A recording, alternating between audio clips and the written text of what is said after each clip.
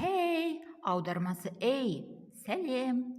Бүгін біз ей деген мағынасында емес, сәлем деген мағынада қолдануды үйренеміз. Hey, сәлемдесудің еркін және достық нұсқасы. Ол әңгімелесушіге жылы шырай танытып, ресми емес жақын қарым-қатынас орнатуға көмектеседі. Hey, Popper. Greetings.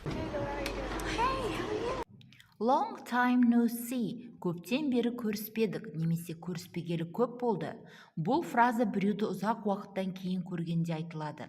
Ол достық, еркін амандасу үшін қолданылады және сені көргеніме қуаныштымын деген мағынаны жанама түрде білдіреді. Hey. Long time no see. Long time no see. What's up? Не жаңалық? Қалайсың? Не болып жатыр? Сәлем. Бұл сұрақ адамның қазіргі жағдайын немесе не істеп жатқанын білгіңіз келгенде қолданылады. Көбінесе достық және еркін қарым-қатынас кезінде айтылады. Бүгін біз сәлем деген мағынасында қолданып үйренеміз.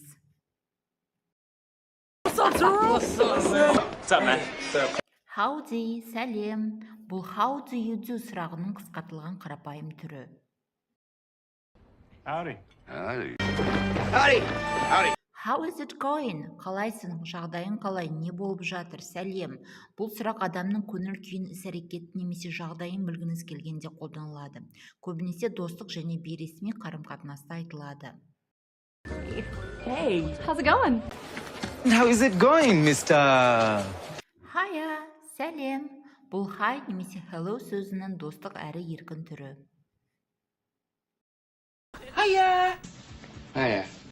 Сап, қалайсың?